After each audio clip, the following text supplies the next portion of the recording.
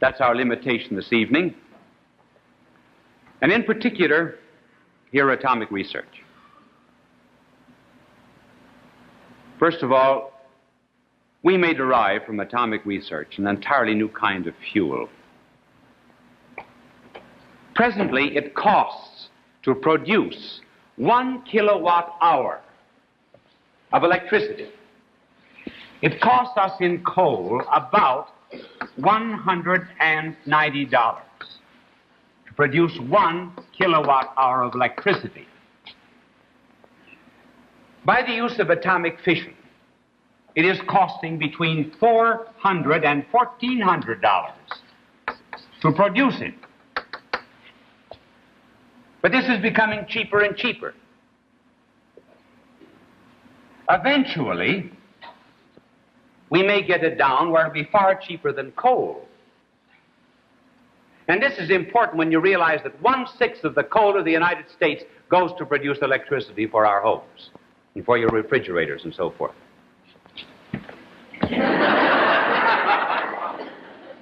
Unsolicited commercial, always the best. Then, in addition to that, it is possible with 1 single pound, just think of it, 1 pound of uranium to produce electrical energy equivalent to 2 million tons of coal.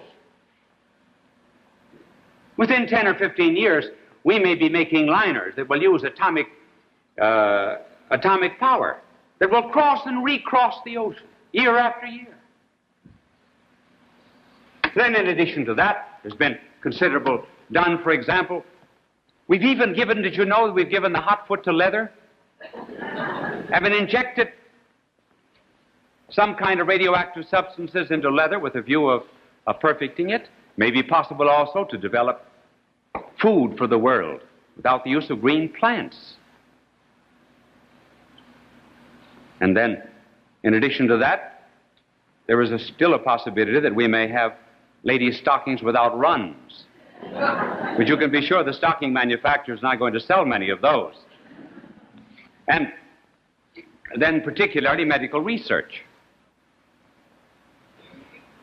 There are, as a result of our experiments, there have been produced about 740 radioactive substances. Now, a radioactive substance is something like radium, that is used in hospitals for the cure of cancer. Well, as an example of how important this is, just realize that thanks to Canadian experiments with cobalt-60, cobalt can be very destructive in an atomic bomb. If you wrap an atomic bomb in cobalt, you create radioactive substances that could wipe out practically half of America. But cobalt-70, the Canadian experiments, thanks to that, it is now possible to produce for $1,750 the same amount of radioactive substances that presently cost $50 million. Think of what a saving that is for hospitals. 78% of the radioactive substances of the 740 that have been produced at Oak Ridge, our atomic plant in the United States, have already gone into medical research. Just a tiny little detail, for example, thanks to atomic research, we're now able to preserve meats.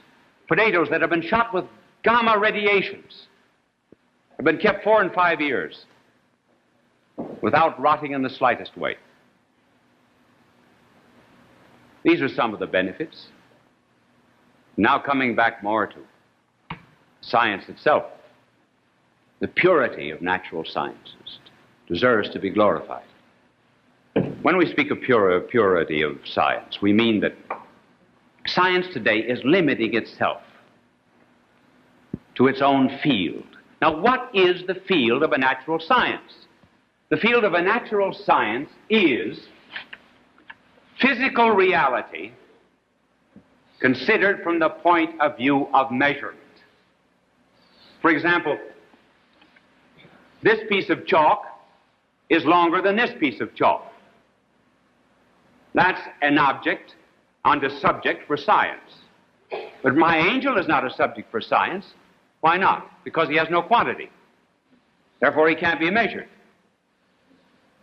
But he's a subject for another kind of science, which we're not discussing here.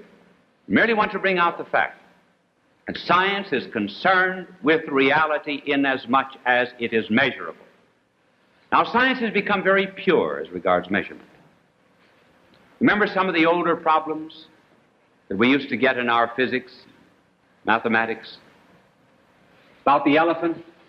Remember we were given the story of an elephant whose name was Jumbo, and the elephant weighed 2 tons, and he slid down a hill that had an inclination of 60 degrees, and there was considerable green grass on the hillside. That was our problem. Incidentally, before I go into the complications of that, for the 4 of you who are still left listening to science, did you ever hear the story about the man who went hunting in Africa, hunting elephants, and he saw an elephant, the clearing of the woods, and the elephant had his foot up as if a thorn was in his foot. And the hunter went over and he took out the thorn. And he let the elephant go. The elephant was very grateful. An elephant never forgets, you know. And years later, this man came back to America. He married, raised a family. 15 years later, he was taking his family to the circus one night. And the elephants were parading around. An elephant stopped, looked at him, reached out his trunk, picked him out of a 75-cent seat and put him in a $5 box seat.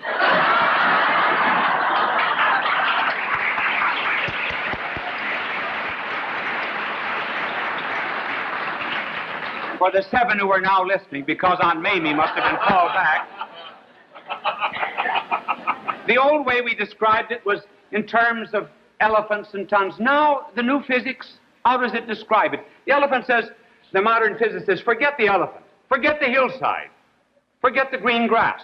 All you have are 2 tons, 60 degrees, and coefficient of friction. In other words, they're just simply dealing with what they call pointer readings. That's pure science. And then for another reason, science is pure simply because it's gotten beyond mixing up in philosophy. There are some who say science is not sufficiently religious. That is wrong. Science has nothing whatever to do with religion. Natural science has nothing more to do with religion than it has with patriotism. Is natural science American or is it French? Doesn't make sense. It hasn't anything more to do with patriotism than it has with nudism. Science is concerned with phenomenal reality from the point of view of measurement.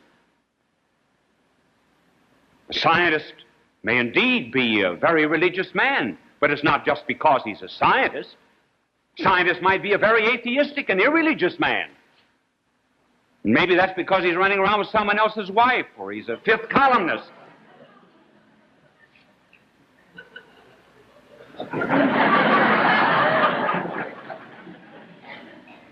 But it isn't because of his science. We are now away from the old prejudices of a generation or more ago, when scientists were impure. That is to say, they got mixed up in other fields that were outside of their own. For example, in the last century, there were many scientists who became philosophers. For example, they said in the 19th century, the laws of nature are determined. Now, since the laws of nature are determined, then they went on philosophically to argue this way, as one of the French scientists did. He said, if we knew the exact collocation of atoms, we could foretell the day when the cross would supplant the crescent on the dome of San Sophia. Now, science has nothing to do with that kind of prediction. And another scientist of the 19th century said, if the nose of Cleopatra had been the least bit shorter, the whole history of the world would have been changed.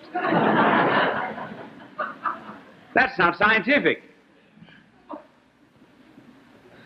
In the 20th century, you do not find scientists generally getting into that field. The only one that I know of who's gotten into it was Eddington, Sir Arthur Eddington, in his marvelously scientific work, The Nature of the Physical World. Well, Eddington, like all scientists, knows that if you know where an atom is, you don't know how fast it's going. If you know how fast it's going, you don't know where it is. So, scientifically, he said there's indeterminism in the physical world. Then he became philosophical and said, therefore man is free. That does not follow. And then he went to a greater extreme, and the last chapter of Eddington's work on the nature of the physical world ends with the subject of mysticism. Mysticism? How did that get in? Might just as well have brought in the kitchen stove.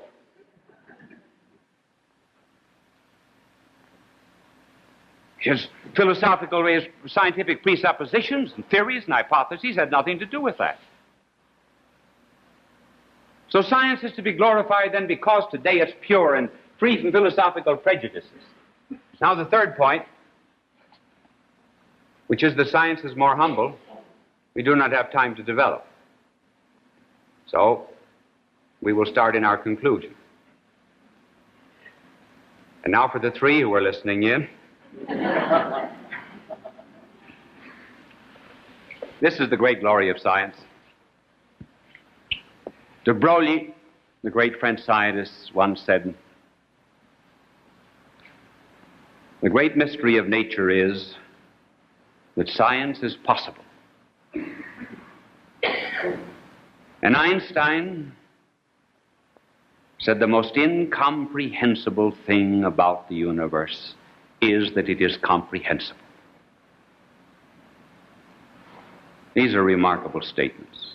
In other words, why is science possible? Why is it possible?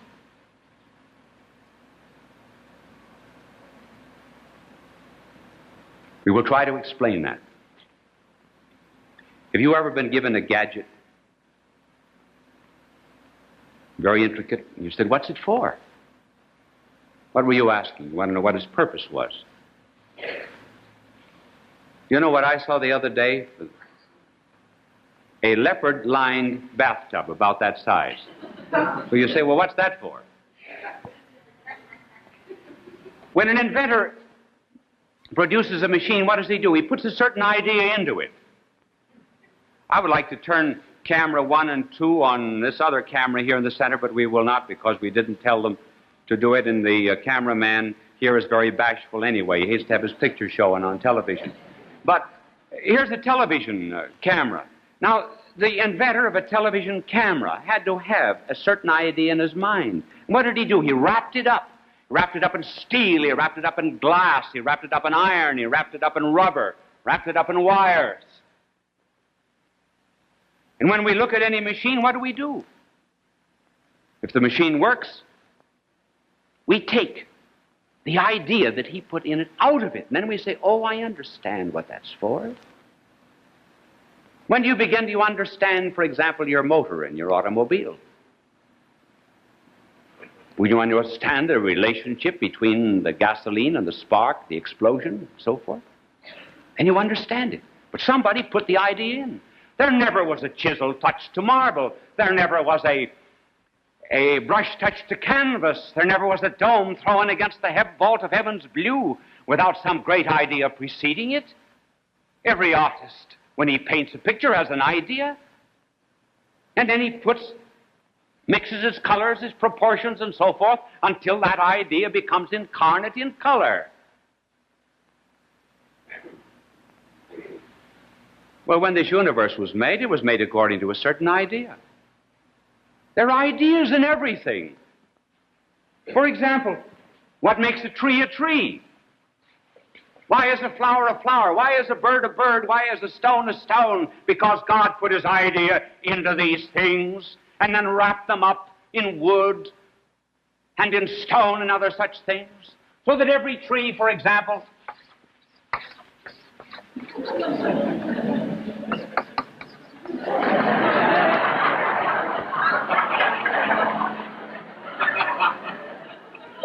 remember, only God can make a tree.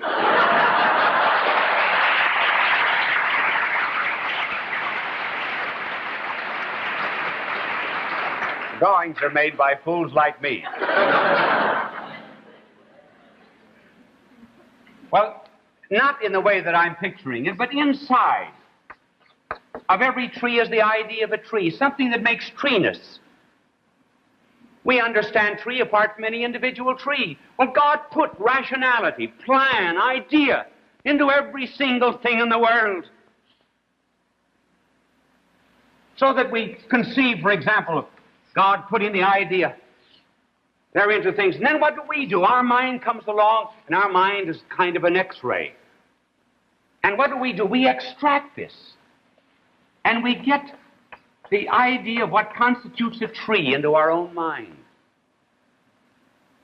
Now, an animal cannot do that because an animal knows only a particular tree. A cow knows only a particular clover patch. It does not know cloverness, does not know universality. But the mind of man does, so that we are constantly drawing out of the universe the very ideas that God put into the world. Now, there are laws in the universe. There's a proton, there's an electron, which is in an atom, which is the miniature of a solar system. There's uniformity throughout the universe. Why is it that two atoms of hydrogen, one atom of oxygen, when they're united by an electric spark, will produce water in democratic countries just as well as in totalitarian countries? Science is concerned with the universal. Why is there universality? Simply because there are universal ideas that have been embedded deeply in things. And what does the scientist do? Scientist comes along and draws out of nature, draws out of the atom, draws out of animals, draws out of plants, draws out of men some of these great universal ideas which God put into things. Thanks to these universal concepts which he has, thanks to these laws which he has discovered, he's able then to produce what we call a science, whether it be a natural science or any other kind of science. Do you think, for example, that any great scientist has invented any of these laws? He merely discovers the laws. He does not invent them. There may have been some in the 19th century who thought that they wrote the book of nature. They did not write it. They are only the proofreaders. Why, this book of nature is a book that has indeed the first few pages burnt, and science is turning over the pages slowly, studying the pages line by line, and all that the natural and empirical sciences can do by their very nature is study what is inside of the book. They do not come to the author. That is not their field. There are other scientists to do that. Why then is science possible? It's possible simply because there's law in the universe, because there's order, because there's an idea, and because the scientists have discovered these particular laws that God put there. That's why the universe is comprehensible. That's the explanation of the mystery of it. And therefore we have a kind of a new cathedral. The old cathedral, you remember, used to have cows and plants and the zodiac and the stars painted over there, carved over the doors, in order that men going in to worship God might see there written the glories of visible creation. We have added a new kind of cathedral, which is a cathedral of pointer readings, of mathematics and its symbols, but it nevertheless is a cathedral. It is not as easy to understand, but a cathedral of beauty. Beauty because God made it. Why is it we do not thank God? I think we ought to have a Science Sunday. It's not science that has failed. We have failed to be thankful to God for its glories. And like the youths in the fiery furnace, the Jewish youths, we ought to sing, "E benedicite, bless God. Bless us, O God. We thank thee for the glories of science."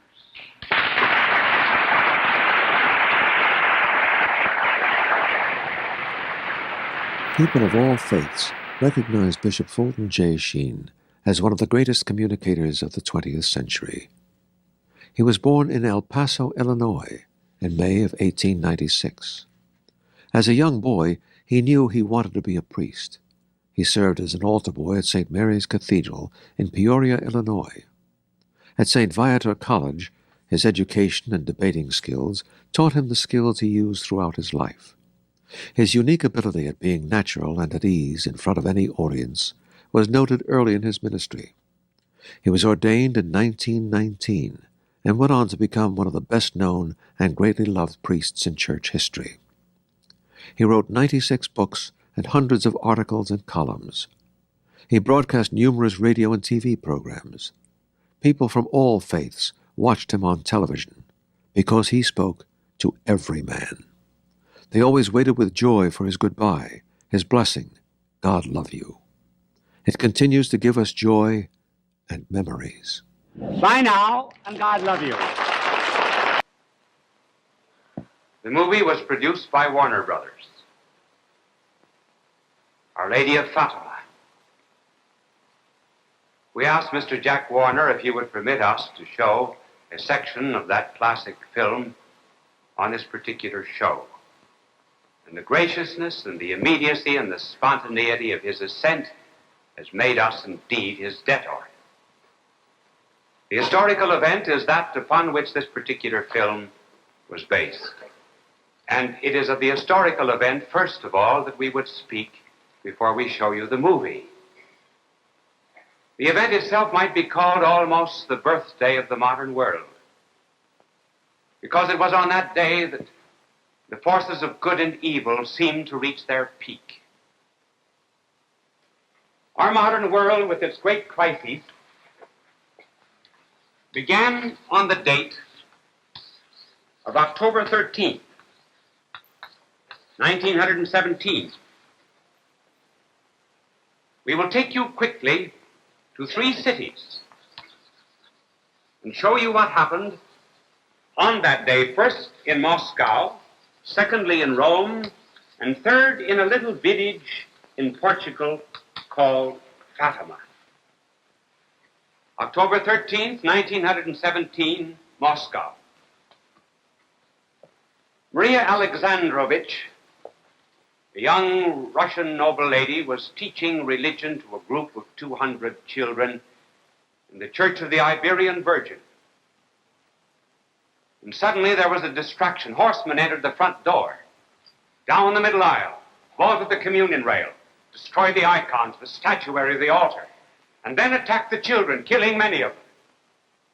Maria Alexandrovich ran out of the church screaming. She knew that there was an imminent revolution by the communists, and she went to Lenin, whom she knew, and she said, a most terrible thing has happened. I was teaching catechism to my children. Horsemen came in, charged them, and killed some of them. Lenin said, I know it. I sent them. It was one of the events that heralded the beginning of the terrible communist revolution that has since harassed the world. Rome, October 13th, 1917. The same hour, midday. Church bells are ringing all through the city. It was a joyful event. A bishop was being consecrated. His name, Eugenio Pacelli. A man who then was not very well known, but who one day would come face to face with this great revolutionary force and would become the greatest spiritual force in the world against it. After his consecration on that 13th day of October 1917, he went to Munich. That particular time, the communists were very strong. They were under the leadership in Munich of Karl Liebknecht, and then one of those curious women that communism spawns, Rosa Luxemburg. And an order went out to kill 325 so-called enemies. And one of them was this same Archbishop Eugenio Pacelli. The commander of the Southern Communist Army, whose name was Brother Seiler, and his aide-de-camp, Brongratz, brought in some soldiers with hand grenades. Seiler himself was armed. They got into the house by a kind of a ruse, and they hid behind a curtain, waiting for the footfall of this man of whom we're speaking. And as he walked down the corridor, Seiler was hiding behind a curtain. And he threw out his gun to shoot him, and the gun struck the pectoral cross on his breast. Fell to the floor. Archbishop Pacelli reached over and picked it up, handed it back to Seiler, said, "Here's your gun. Kill him if you wish. I am only interested in the souls of my people." Seiler and Brongratz went back, and they were unable to explain why they did not get their man. They could not explain why they were haunted by that lean figure.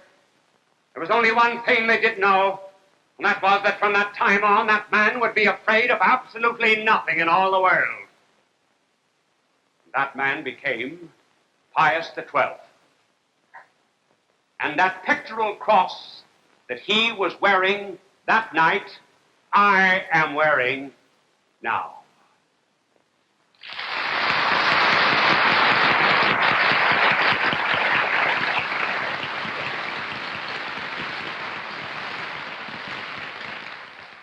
Pius XII, he gave it to his esteemed friend, His Eminence Cardinal Spellman, who this evening kindly gave it to me when I told him I wished to speak of this incident.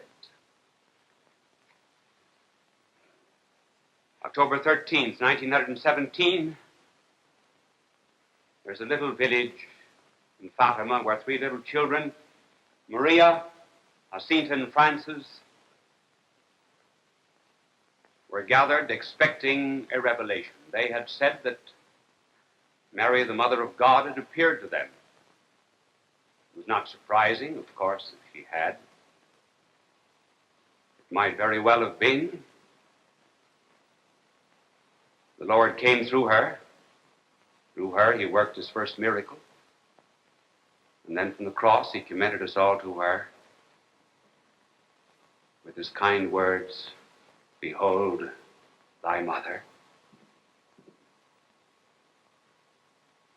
The children said that the lady had appeared to her before, appeared to them before on the 13th of April, May and June, July, 19th of August, and the 13th of September.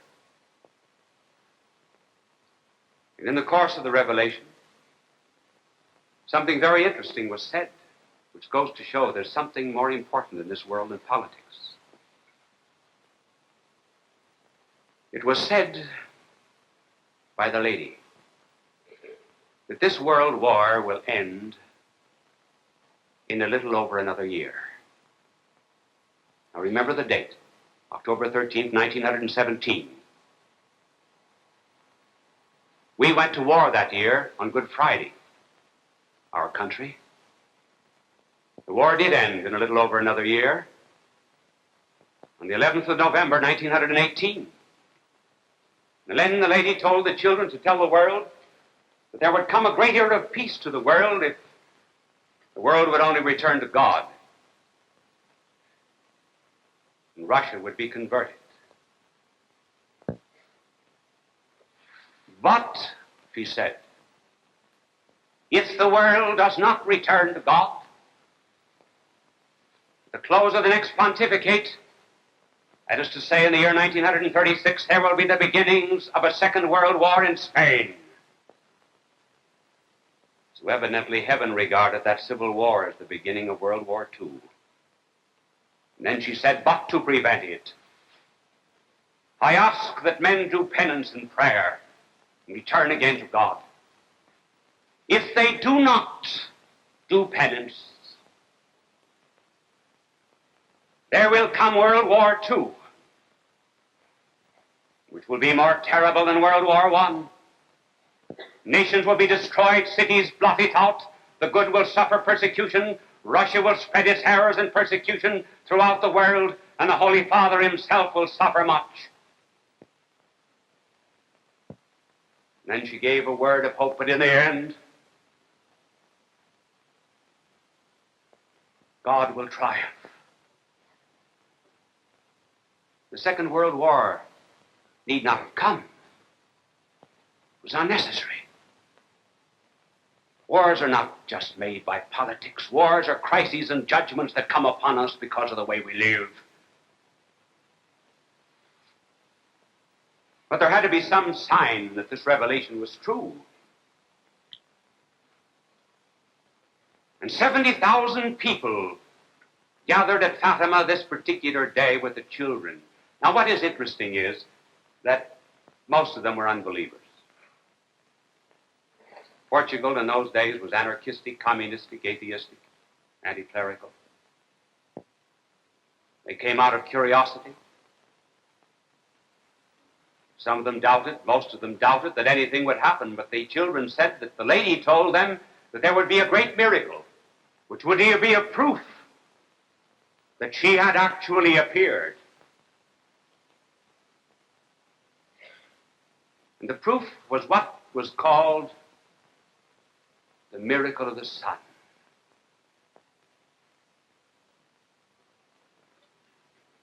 The sun, according to the testimony of these 70,000 people, and also according to the testimony of the atheistic, anarchistic newspapers, which I read and which indeed were very interesting, because they said, this actually happened, but we hope that nobody will interpret it in a divine way.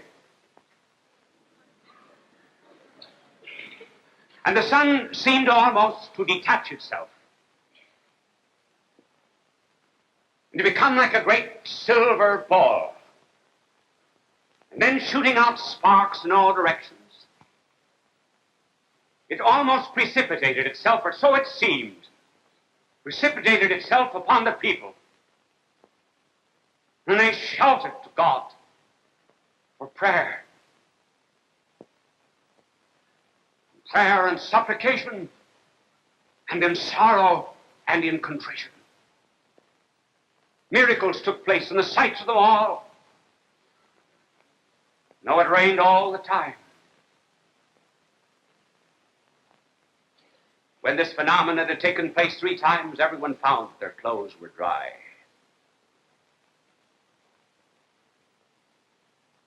From that time on, Fatima became kind of a gathering place of all of the people of the world who believed that peace was made somewhere else than at the tables of politicians. Namely, peace was made by prayer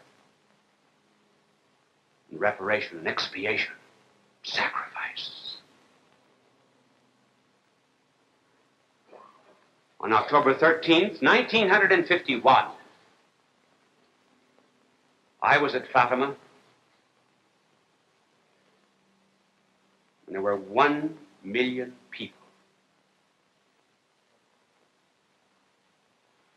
They gathered the night before, and all night long it rained. One of those cold rains on one of these Portuguese mountaintops. But they stood and they knelt and they prayed for the peace of the world. I stayed with them till 3 o'clock, and I was one of the few that had a cot. I went in and lay down. I was tired. But you could not sleep. The luxury of a cot. And here are 1 million people, most of whom walked 50, 75, and 100 miles over during several days in order to do penance. So the only thing to do was to get out of bed and pray with them through the night. And then the next morning, pray for the peace of the world. And when Warner Brothers did this particular film, they left the realm of imagination and technique, and they went to Fatima that particular night, and the close of the particular film, which you are about to witness, shows the crowd that particular night that I was there. Now, As I stood there on that altar, overlooking that great crowd of 1 million people, all of them waving the white handkerchiefs as white flags of purity, in tribute to peace and to the Lady of Peace. My mind left that white square and went to the red square of Moscow, where there were red flags, dyed red in the blood of the victims. Somehow I felt that on this day, there was the great crisis between the white square of Fatima and the red square of Moscow. Somehow or other, one felt certain and secure about peace. If we could just magnify this crowd and these petitions and this spirit throughout the world. And in my imagination, I could see a great change coming over the hammer and the sickle. I could see that hammer that had beaten down so many homes and profaned so many sanctuaries. I could see it being held aloft by millions of men and looking now like a cross. And that sickle, which the communists use to cut human life like unripe wheat, I now saw as changing its figure and its symbolism and becoming, as the book of the Apocalypse said, the moon under the lady's feet. This is the way to peace. World War II need not have happened if men had returned to God. World War III need not happen. And it will not happen if we as a nation return again to God. If there is a Cold War here and a Cold War anywhere else, it is because our hearts and our souls are not on flame with love of God. He was the son of a farmer who entered the clergy in 1919, and on his way to becoming an archbishop, he wrote more than 60 books and attracted a long list of followers. But most of us will remember Bishop Sheen as a television personality. In life is worth living. And now, His Excellency, Bishop Fulton Sheen. His most popular series, Life is Worth Living, attracted a weekly audience of up to 30 million and won him an Emmy Award in 1952. His sense of humor was definitely a strong part of his magnetism. Take, for example, this comment about his television ratings. And we telephoned 1,000 men. And we asked the question, what are you listening to? 994 answered, my wife. In 1966, Sheen arrived in Rochester to succeed the Reverend James Carney as bishop of the local diocese. Names such as Gordon Howe, Vincent